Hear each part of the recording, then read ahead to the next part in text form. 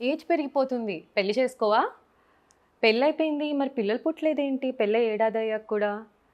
Career అని పరిగెడుతూ ఉంటే పిల్లలు పుట్టరు. First career చూసుకోకూడదు. పిల్లలు చూసుకో. కెరియర్ దానికది సెట్ అయ్యిద్ది. ఇయన్నీ వింటూ ఉంటారు కదా మీరు. నేనైతే చాలా విన్నాను. ఫంక్షన్స్‌కెళ్ళాలన్నా భయమేస్తుంది ఈ మధ్య అయితే. సో, ఈళ్ళు చెప్పేదంతా నిజమే. మనం ఏజ్ పెరిగే కొద్దీ మన ఫర్టిలిటీ అనేది తగ్గిపోతూ ఉంటది. పిల్లలు పుట్టాల్సిన ఛాన్స్ అనేది తగ్గుతూ ఉంటది. కరెక్టే. అలా అని చెప్పేసి మీరు కెరియరు, పిల్లల మధ్యలో ఒకటి చూజ్ చేసుకోవాల్సిన అవసరం అయితే లేదు. ఇప్పుడు కొత్తగా మనకి ఎగ్ ఫ్రీజింగ్ అని, ఎంబ్రియో ఫ్రీజింగ్ అని వచ్చినప్పుడు ఎందుకు మనం కెరియర్ చూజ్ చేసుకోకూడదు? కెరియర్ చూజ్ చేసుకోండి. కానీ మీ ఎగ్స్ ఫ్రీజ్ చేసుకోండి. మీరు పెళ్ళయ్యాక ఆ ఎగ్స్‌ని వీర్యంతో కలిపి ఎంబ్రియో చేసి తర్వాత మీ లోపల పెట్టి ఒక పిండం ఫార్మ్ అయితది. ఇదంతా కాదు. ప్రతి ఒక్కళ్ళకి ఎగ్ ఫ్రీజింగ్ అవసరం అనేది ఏం లేదు. కొంతమందికేంటంటే మీ నార్మల్ బేసిక్ టెస్ట్ కొన్ని చేస్తాం మేము.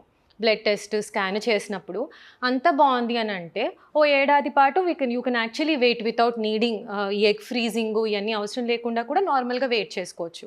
1 ఇయర్ తర్వాత ప్లాన్ చేసుకోవచ్చు. సో, ఈ క్వెషన్స్ అన్నీ అందరూ అడుగుతున్నారని భయపడిపోకండి.